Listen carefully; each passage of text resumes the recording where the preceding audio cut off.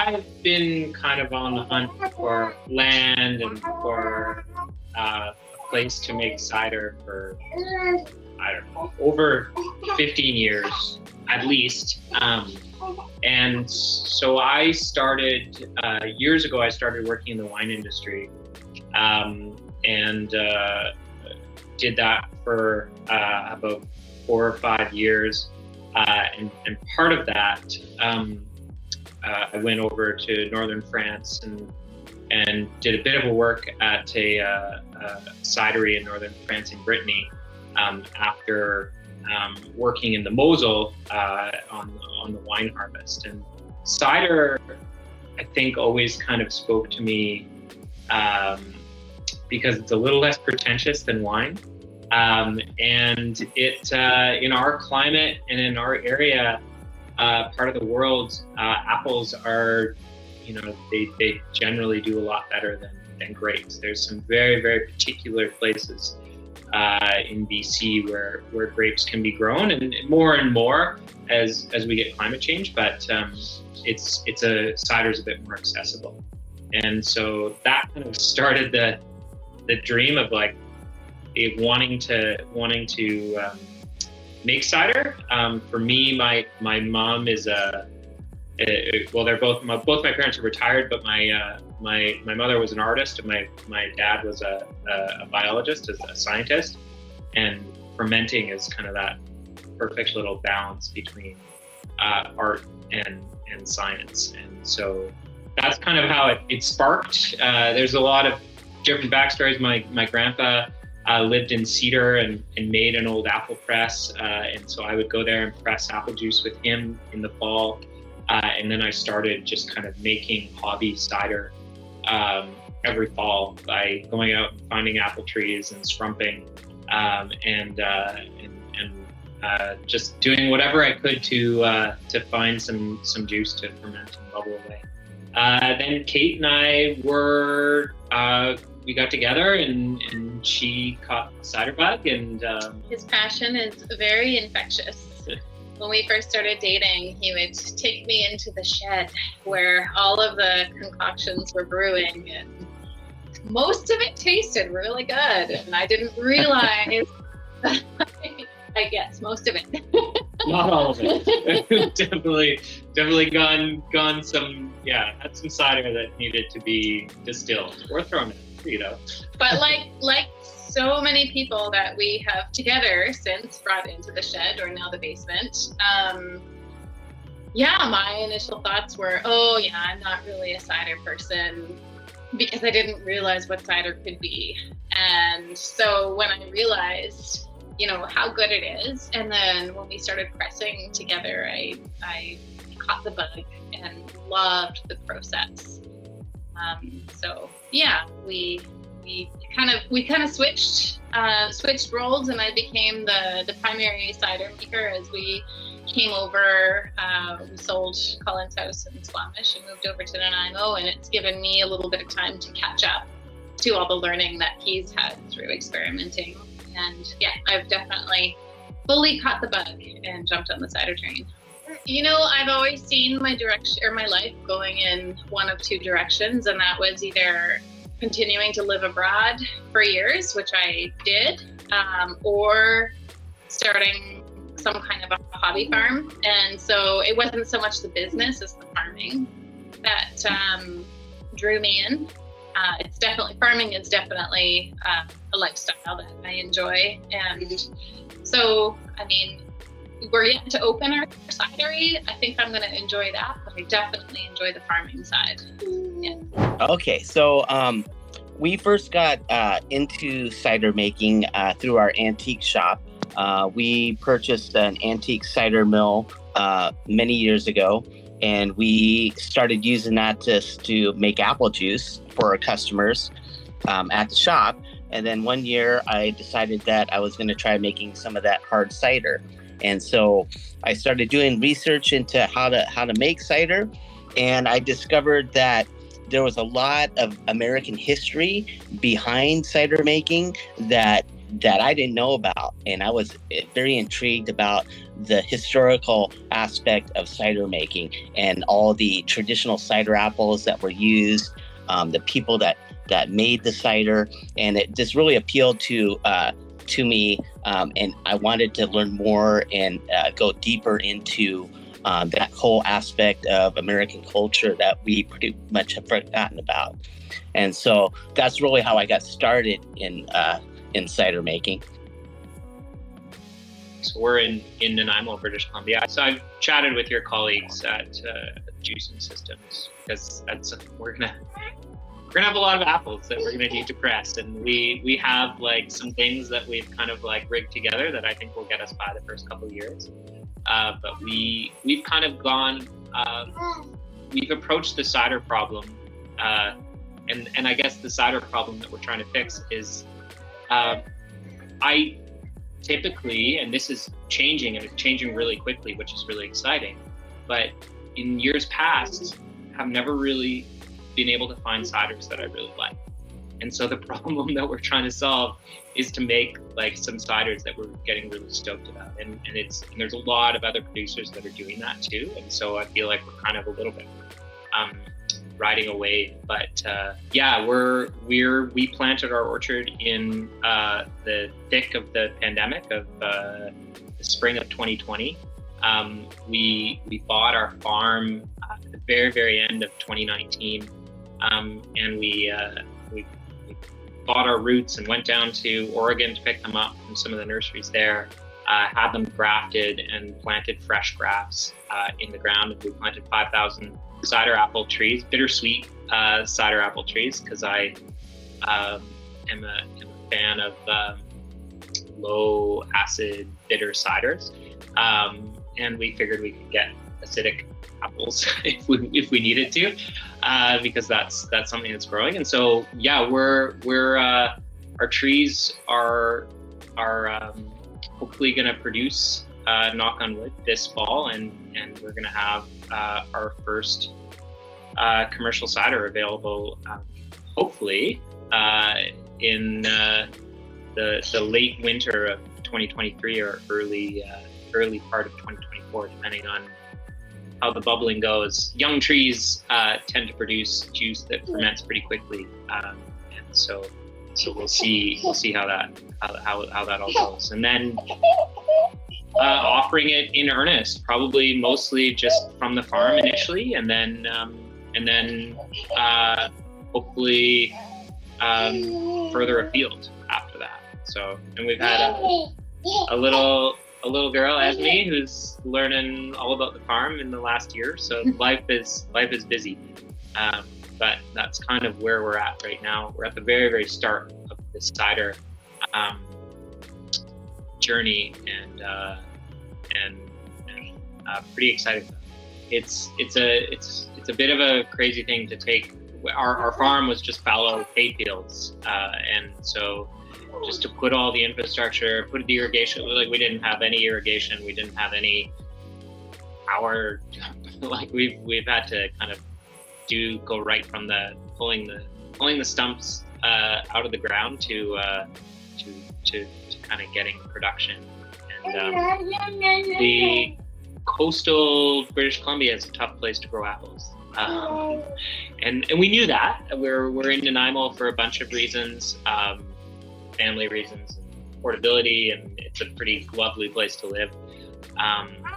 But it's a tough place to grow apples, and so we're figuring out how to do that and how to solve that problem, because I'm convinced that people will buy our cider. I'm convinced that we can do it. Right now, I say that we're in expansion. We have just taken over the operation of our apple growers orchard beginning last year, and so we're in the process of learning how to grow traditional cider apples.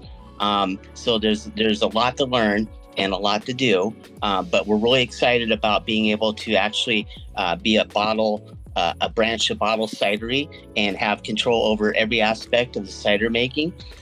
This was critical for us to secure the source of our apples. And for our cider, it's all about the apples. If we don't have these traditional cider apples, then we don't have a company. So we wanted to make sure that we had a guaranteed source, and the best way to do that is to grow them yourself. Well, it is a lot more work. But right now at this stage in our country, I think that there's not really a good network of people growing traditional cider apples. We're talking about like Kingston Black and Brown Snout and Harrison, Dabinet. These are apples that aren't really being grown on a large scale anywhere.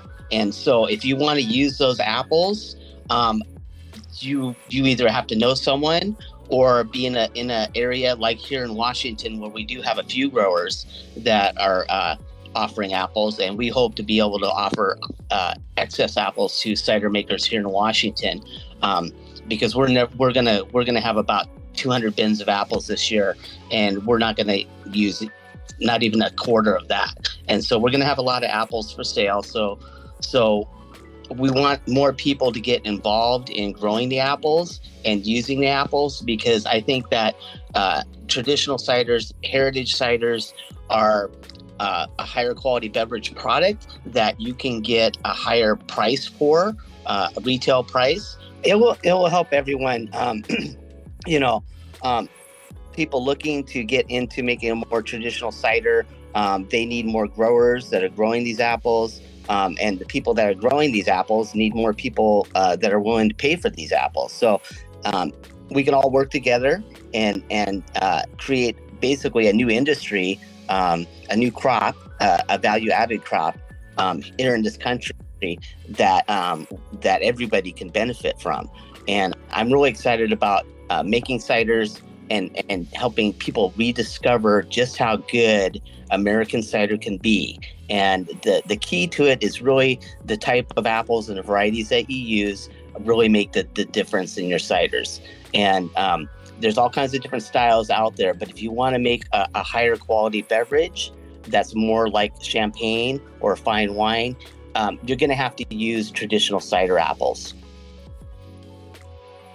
I think for sure it's the lack of definition. I think, that wine is very defined, and if you make Merlot, you've got standards to live up to. Whereas cider is still, there's no defined expectation yet, and it's still open to so much creativity. But do you want to add to that? No, I mean, I completely agree. I think that's really part of what's really exciting about cider. I think a big thing that one of the things that we're really focusing on as a farm and as a cidery, we're expecting our first harvest this fall, and then to make our first commercial cider after that. Is there isn't very much cider in North America, in British Columbia in particular, that's being made with cider apples. And so we planted, I think, what is now one of the largest cider apple orchards in BC. That's 100% cider apples that are from varieties that have been grown for hundreds, if not thousands of years, specifically for the purpose of making cider. And so that, I think, is what gets me really excited about cider and the cider industry in general. I think like we're it's very much like we haven't entered the cider industry yet. We've done a lot of outreach to reach out to apple growers on the coast here, and visited a lot of different cideries to see what they're doing and what works, and kind of the invention of figuring it out, especially here on the coast. There isn't a good data set on what grows here, and how well it grows, and how can you grow it, and what kind of varieties you can get. And so I think that that's something that is really exciting, is that you have this kind of undefined product that we're hoping to make you can kind of shape into yourselves, but you also have this space to shape it into to something that I think we get really excited about, which is really really good cider that's crafted from the fruit that's been grown for that specific purpose. So I feel like I say this a lot, but it's the cider industry. I think what's really starting to change with it is people are really getting behind that idea that we should have purpose-grown fruit for cider, and I think it's a big step. I mean, the wine industry in BC came a long ways from just cull grapes, eating table grapes, to making really world-class wines, and I think the cider industry is starting to come that way, where it's leaving the dessert, the called dessert apple area, and it's really entering into this more defined, pretty exciting place. And that's not to say that there's not an amazing place for modern dessert apples, modern ciders with a lot of different things. That's not necessarily our focus, but yeah. So I mean, I think a big part of what we're excited about the cider industry is the creativity that and room that it allows. Well, it started off with the history and the stories behind the apples and the places that traditionally made cider, and it's something that I think is like an art form.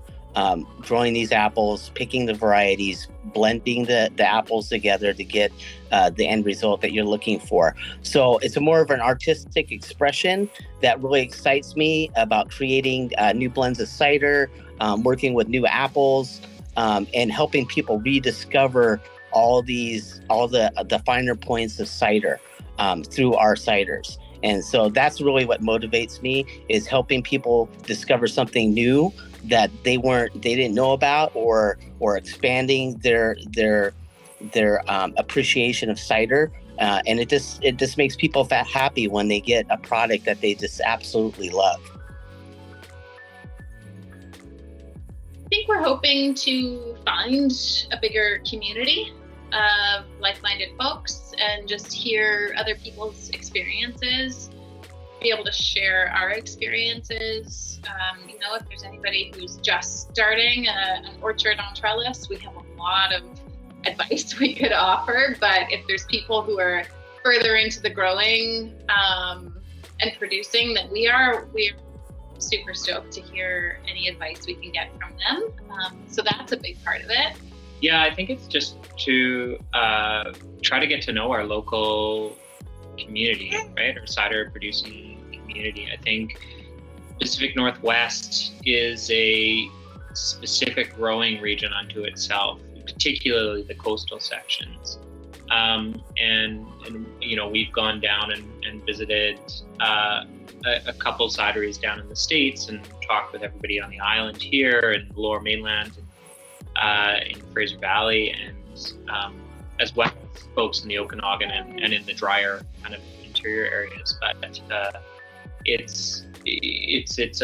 I think really it's about expanding that community and getting to know what people are doing and how they're doing it, and what works here and what people who consume cider are looking for as well. I think that's a big part of what we're doing. We've kind of gone headlong into this project with the expectation and understanding that and hope that people will buy our product,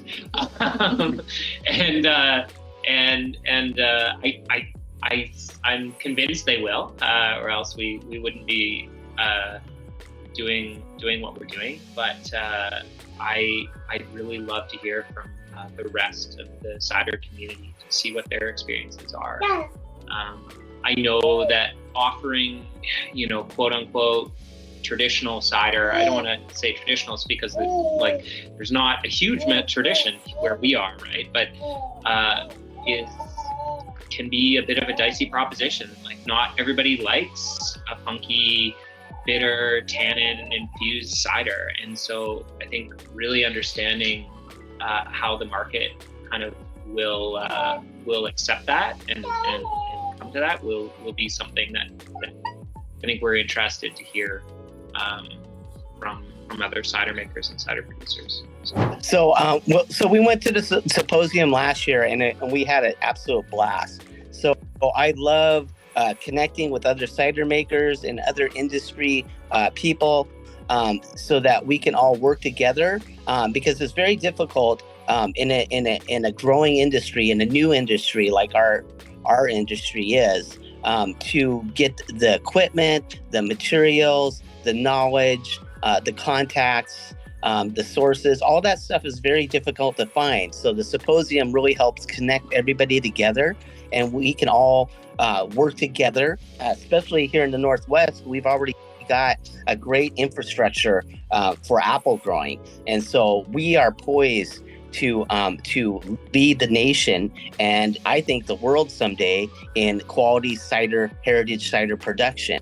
And I'm really excited about that. And I hope other people can see this vision that I have, because it can be something very big going forward into the next era of beverages here in this country, because I think we have something very special with these traditional cider apples, with these heirloom apples, and with a heritage style cider.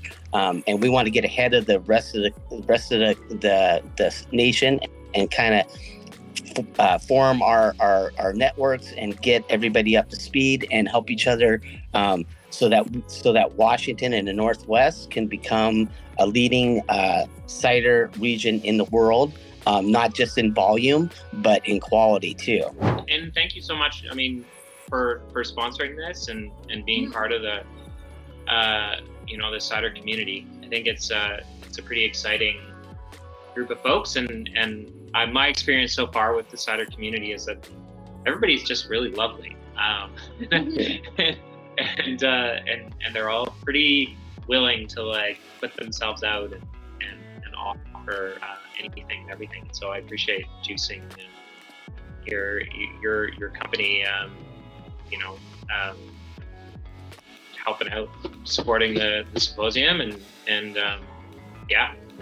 I just want to say thank you to the Northwest Cider Association and all the folks there that have worked for years and years to make this happen here in Washington, and all the sponsors that believe in us, the cider makers and growers here in the Northwest. And I really appreciate all the hard work that not just, everybody has contributed. Other cideries have come before me, and other people have blazed the trail. And so I really appreciate everything that everybody has done here in the Northwest to create the Northwest Cider Association and put on this event and help us all connect and make a stronger community here in Washington in the Northwest. We're big fans. We have big beliefs that a rising tide floats all boats. So I think it's people, the more people that get excited about cider and all different types of cider, I think the better for everybody. And so we're happy to be a part of it, and happy to learn, and happy to share.